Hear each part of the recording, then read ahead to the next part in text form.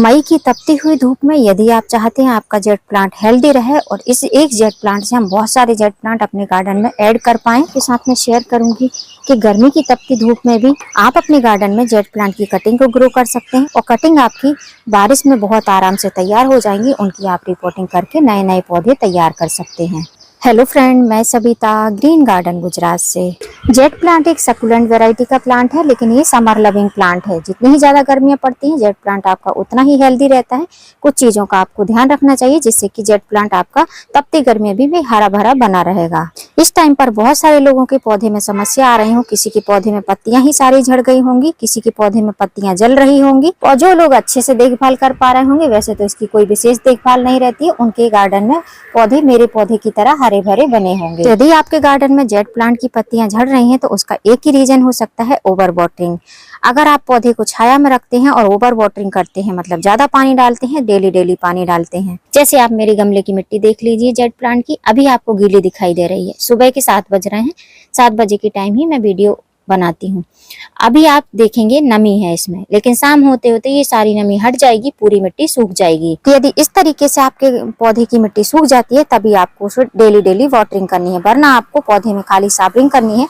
जब मिट्टी ड्राई दिखाई देने लगे ऊपर से, तब आपको उसमें वाटरिंग करनी रहती है। तो जो लोग ये कमेंट करते हैं कि हमारे पौधे की सारी पत्तियां झड़ गई, हम क्या करें, प्लीज उपाय बताइए। तो उपाय एक ही है, आप वाटर मैनेजमेंट कीजिए और साबरिंग डेली करिए। पत्तियों पर साबरिंग करेंगे तो आपको बहुत ज्यादा बेनिफिट होंगे, पौधा हेल्दी रहेगा और साथ साथ जड़ें भी मजबूत रहेंगी। दूसरा पॉइंट कि हमारे पौधे की पत्तियां जल रही हैं, मतलब साइड से बर्न हो जा रही हैं। जैसे ये कॉर्नर है, यहाँ से सारी पत्तियां पीली होके जल जा रही हैं। तो इसका एक ही रीजन है कि मॉइस्चर नहीं है। ये जो ब्रांच रहती है इसमें अगर मॉइस्चर रहेगा, आपको दिखाई दे रहा है ये ऐसा लग रहा है जैसे इसमें जेल भरा हो, ऐसी अगर पत्तियां हैं समझ लीजिए पौधा हेल्दी है। और इसमें आपको साबरिंग करनी चाहिए। अगर पौधे पे डेली रेगुलर बेस में साबरिंग करते रहेंगे तो धूल मिट्टी भी नहीं रहेगी, ये ब्रांच में नमी बनी रहेगी तो पत्तियों में पोषण रहेगा, पानी भी स्टोर होता रहेगा, जिससे कि धूप सहन करने की इनको शक्ति मिलेगी। तीसरा पॉइंट कि यदि आपका पौधा हेल्दी है, एकदम हरा भरा बना हुआ है, उसके बाद में उस पौधे में मिलीबग का अटैक हो रहा होगा।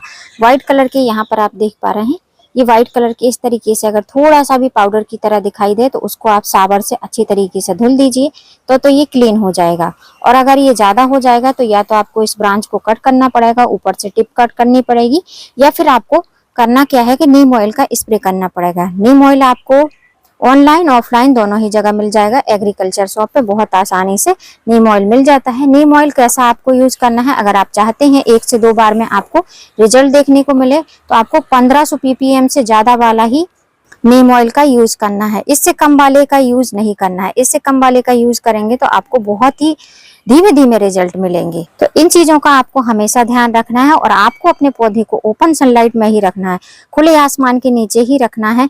पौधों को एक साथ में रखना है, जिससे कि एक दूसरे के संपर्क में रहेंगे तो पौधे एकदम हेल्दी बने रहेंगे। इस टाइम पर आप किसी भी प्रकार के पौधे रखते हैं उनको एक साथ में झुंड में रखना रहता है, मतलब पास में रखना रहता है। जैसे विंटर में हम पौधों को थोड़े गैप में रखते हैं जिससे कि हवा का आवागमन रहे और जो है मिट्टी जल्दी से ड्राई हो जाए, लेकिन गर्मियों के टाइम में अपोजिट होता है, पौधों को एकदम पास में रखा जाता है जिससे कि उनमें मॉइस्चर मेंटेन रहे, धूप की समस्या थोड़ी सी कम हो। अब गर्मी का टाइम है, बहुत सारे लोगों को ये समस्या होगी, ये डाउट होगा कि इस टाइम पर अगर हम जेट प्लांट की कटिंग लगाएं तो जेट प्लांट की कटिंग मर जाएगी और हमारा जो मेन पौधा है, जो मदर प्लांट है, वो भी डेड हो जाएगा। तो ऐसी कोई भी समस्या नहीं होती। मैं आपके साथ में शेयर करूंगी कि किस तरीके से आपको जेट प्लांट की कटिंग लगानी है और कटिंग को किस साइज का लेना है। ये सबसे ज्यादा मैटर करता है गर्मियों के टाइम में। सबसे पहली बात, यदि आप जेट प्लांट की कटिंग लगा रहे हैं तो पौधा एकदम हेल्दी होना चाहिए। पौधा ऐसा लूज नहीं होना चाहिए जिसमें पानी की कमजोरी हो, ऐसा कोई भी ब्रांच नहीं होनी चाहिए। तो अगर आप पौधा लगाना चाहते हैं, कटिंग लगाना चाहते हैं, तो पौधे में आपको भरपूर मात्रा में शाम को वाटरिंग कर देना चाहिए। या फिर आप नर्सरी से पौधा लेकर आए हैं, 1-2 ब्रांच है, तब भी आप उसकी कटिंग तुरंत ही लगा सकते हैं। 2-3 दिन आप उस पौधे को अपने गार्डन में रखिए, उसके बाद में उसकी कटिंग ग्रो कर सकते हैं। कटिंग कितनी बड़ी होनी चाहिए, वैसे तो जेट प्लांट एक पत्ती से भी ग्रो हो जाता है, लेकिन गर्मियों में एक पत्ती से ग्रो करना सही नहीं है, इसलिए हम स्टेम के साथ में इसको कटिंग से ग्रो करेंगे। अब जेट प्लांट को हम कटिंग से लगाएं, कटिंग कट करें, उसके पहले हमको इसका सॉइल मिक्स बनाना है।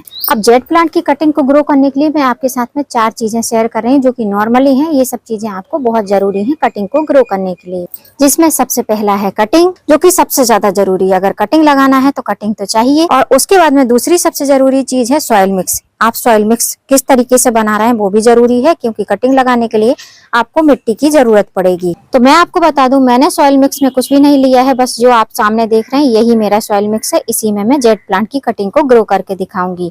इसमें क्या क्या है, इसमें वैसे तो नॉर्मली मैं बोलूं तो कुछ भी नहीं है, लेकिन अगर आप फर्स्ट टाइम ग्रो कर रहे हैं, आप जितनी मिट्टी ले रहे हैं, गार्डन की मिट्टी या नर्सरी की मिट्टी, उतनी ही आप सैंड का यूज कर सकते हैं। और साथ में आप 1 मुट्ठी तक कोकोपीट का भी यूज कर सकते हैं। और अगर आपके गार्डन में पहले से सैंड वाली सॉइल है तो आप उसमें कुछ भी ऐड मत करिए, मेरी तरह आप इसी तरीके से सैंड सॉइल के मिक्स में आप कटिंग को ग्रो कर सकते हैं। तो इसमें किसी प्रकार की परेशानी भी नहीं होगी, मॉइस्चर भी मेंटेन रहेगा और कटिंग भी आसानी से रूट को डेवलप कर पाएंगी। तो नॉर्मली आप जो सब सॉइल बनाते हैं उसमें सैंड की मात्रा जरूर रहती है। तो अगर आप गर्मियों में इस टाइम पर मई की मंथ में कटिंग ग्रो कर रहे हैं तो आप सैंड और सॉइल के मिक्स में, सॉइल वाले मिक्स में आप कटिंग को ग्रो कर सकते हैं। अब गर्मियों में अगर आप जेट प्लांट की कटिंग ग्रो कर रहे हैं तो आपको बहुत ज्यादा ध्यान देने की जरूरत है कि जिस पॉट में आप कटिंग लगा रहे हैं, वैसे तो नॉर्मली जब आप कटिंग लगाते हैं तो आप फैला हुआ गमला यूज करते हैं जिसकी गहराई कम रहती है, लेकिन गर्मियों में आपको ऐसा नहीं करना है। गर्मियों में आपको ऐसा गमला लेना है जिसकी ऊंचाई भी हो और चौड़ाई भी हो। मैं जो कटिंग लगाने वाली हूँ वो इस बास्केट में लगाने वाली हूँ, जो कि हैंगिंग बास्केट है। इसकी गहराई आप देख सकते हैं काफी अच्छी है और चौड़ाई भी काफी अच्छी है। इसमें काफी सारी कटिंग ग्रो हो सकती है। बीच में ड्रेनेज होल दे सकते हैं, बड़े बड़े से 2 ड्रेनेज होल बने हैं जिससे कि एक्स्ट्रा वाटर जो है निकल जाएगा। अभी तक मैंने आपके साथ में 3 चीजें शेयर करी हैं। सबसे पहला कटिंग जो कि पौधे से ली जाएगी, दूसरा है सॉइल मिक्स और तीसरा है गमला जिसमें आप कटिंग को ग्रो करने वाले हैं। अब जो चौथी चीज है वो कटिंग कट कर लूंगी, उसके बाद में आपको दिखाऊंगी क्या चीज है। अब गर्मियों के टाइम में अगर आप जेट प्लांट की कटिंग लगाना चाहते हैं तो आपको कटिंग ऐसी 2-2, 3-3 पत्तियों की नहीं लेनी है, मतलब ऊपर की टिप की कटिंग नहीं लेनी है। आपको जो कटिंग लेनी है ऐसी थोड़ी सी थिकनेस वाली लेनी है, मतलब कि थोड़ी मोटी ब्रांच हो, उसकी कटिंग आपको ग्रो करना है। अब मोटी ब्रांच से मतलब ये नहीं है कि आपको एक फिंगर की मोटाई वाली आपको कटिंग लेनी है, नहीं, आपको इस तरीके की कटिंग लेनी है जैसे कि मैं आपको दिखा रही हूँ। तो यदि आपके पास में कोई पुराना जेट प्लांट है जिसकी आपको प्रूनिंग कटिंग करनी हो तो आप इस तरीके से कटिंग भी ग्रो कर सकते हैं, प्रूनिंग का काम भी हो जाएगा, जो कि मैं करने वाली हूँ। तो ऐसे आप कटिंग ले सकते हैं। और कटिंग जो लेनी है आपको मिनिमम इतनी बड़ी कटिंग होनी चाहिए, इससे छोटी कटिंग आपको ग्रो नहीं करनी है। अब पहले मैं कटिंग ले लेती हूँ, फिर मैं आपको दिखाती हूँ कि मैंने कितनी कटिंग कट करी है।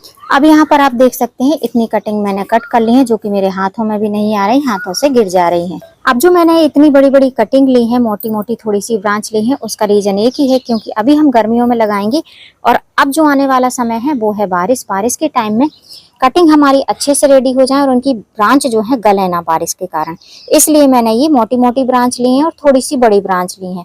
छोटी ब्रांच में क्या होता है कि उनको गर्मी बर्दाश्त करने में थोड़ी सी दिक्कत होती है, तो इसलिए जो आपको कटिंग लेनी है वो कम से कम इतनी बड़ी जरूर लेनी है, जिससे कि बीच बारिश में ही जो है आपकी कटिंग रेडी हो जाए। और दूसरी बात, जो टिप की कटिंग रहती है वो गर्मियों में चल नहीं पाती हैं, ऊपर से मुरझा जाती हैं, इसलिए आपको टिप की कटिंग नहीं लेनी है, थोड़ी सी मोटी ब्रांच वाली ही कटिंग लेनी है। अब आपने नोटिस किया होगा नीचे की सारी पत्तियों को मैंने हटा लिया है। तो कटिंग ग्रो करने के पहले आपको कम से कम 4 नोड एरिया की कटिंग जो है पत्तियां हैं उनको आपको हटा लेना है, जितना आपको मिट्टी में दबाना है। अब इन कटिंग को ग्रो करने के लिए हम मिट्टी भरेंगे गमले में, उसके पहले ड्रेनेज होल को कवर करेंगे। ड्रेनेज होल को कवर करने के लिए आप सिंथेटिक कॉटन ले सकते हैं, जो कि मैं यूज करती हूँ, या फिर आप जो है ठीकरी वगैरह का यूज कर सकते हैं। सिंथेटिक कॉटन जो रहता है वो कुछ इस तरीके से रहता है, जो बच्चों के टॉयज के अंदर रहता है। इससे क्या होता है, मिट्टी भी बाहर नहीं निकलती है और गमला भी हल्का रहता है। अब जो ये मिट्टी है, मिट्टी को हम इस गमले में फिल कर देंगे।